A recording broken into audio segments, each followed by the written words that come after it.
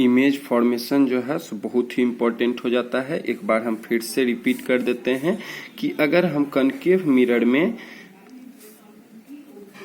चलते हैं तो कनकेव मिरर में इस तरह से हम डायग्राम बनाएंगे। यहाँ हमारा P हो जाता है, यहाँ हमारा F हो जाएगा, यहाँ हमारा C हो जाएगा।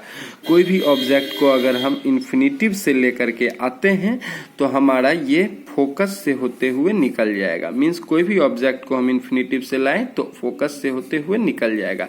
एरो देना भूलेंगे नहीं, एरो से ही सारा चीज डिनोट होता है कि कोई भी ऑब्जेक्ट है।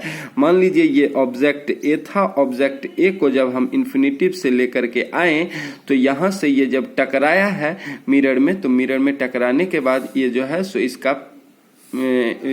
इसका जो इमेज है ये फोकस F पर बनेगा, यहाँ पर बनेगा। इन सभी चीजों के बारे में देखेंगे। ये F से होते हुए अभी निकल गया है। ठीक इसी तरह से कन्वेक्स लेंस में भी होगा। ठीक, और फिर हम जो है कन्वेक्स लेंस को भी करके दिखला देंगे। पहले जो है सो ये चार बातें जो है सो हम पहले देख लेते हैं कनकेव मिरर का। तो कनकेव मिरर में सबसे पहले ये देखें, उसके बाद फिर से हम एक मिरर तैयार करेंगे। मिरर तैयार करने के बाद यहाँ हम P को लिखते हैं, यहाँ हम F को लिखेंगे और यहाँ हम C को लिखेंगे।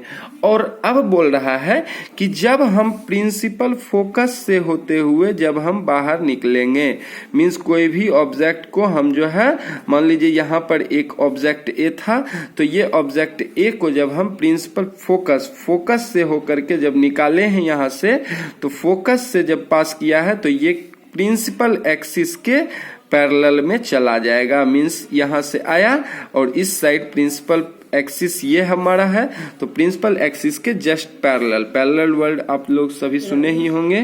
पैरेलल वर्ड जो है सो पैरेलल प्रिंसिपल फोकस के जो है सो पैरेलल चला जाएगा प्रिंसिपल एक्सिस के।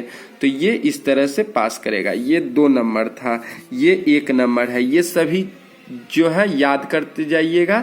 जब हम इन्फिनिटिव से चलेंगे तो फोकस से निकलेगा, जब हम फोकस से चलेंगे, जब हम फोकस से पास करवाएंगे तो ये हमारा प्रिंसिपल एक्सिस के पैरेलल चला जाएगा।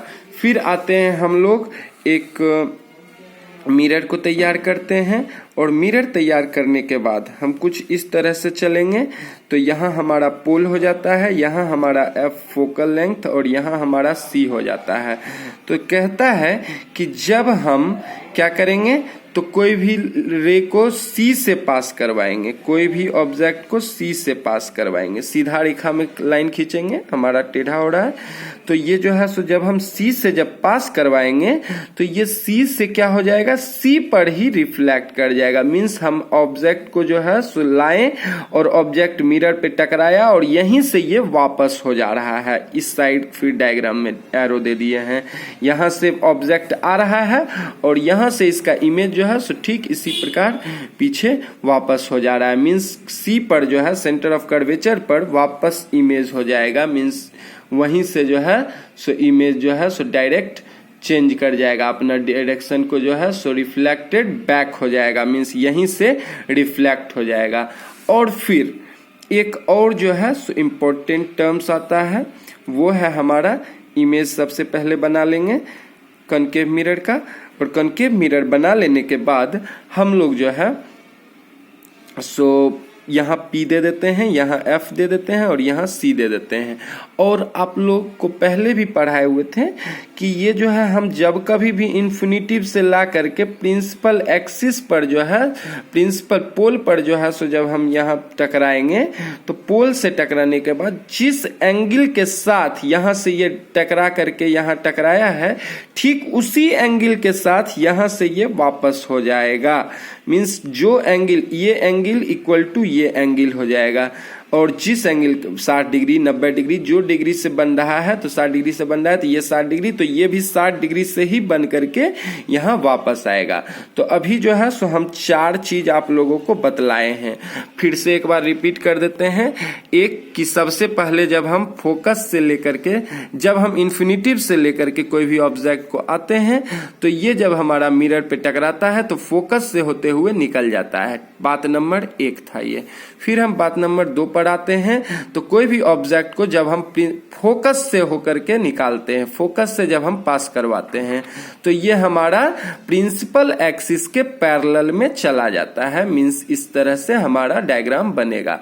और फिर तीसरा नंबर बात है कि जब हम कोई भी ऑब्जेक्ट को सी से पास करवाते हैं, means C center of curvature से जब पास करवाते हैं, तो ये रिफ्लेक्टेड बैक हो जाता है इसी पर। मींस यहां से इमेज आया और यहीं से वापस हो जाएगा। और 4 नंबर बात बोले कि यहां से कोई भी इमेज जब आता है तो प्रिंसिपल कोई भी इमेज इन्फिनिटिव से हम कोई भी ऑब्जेक्ट को जब लाते हैं तो पोल पर जैसे ही टकराया तो ये जिस एंगल से टकराया है उसी एंगल के साथ इसका रिफ्लेक्टेड रे जो है तैयार हो जाएगा। रिफ्लेक्टेड रे यहाँ हो गया, ये रिफ्लेक्टेड रे इस तरह से हमारा ये बन जाएगा।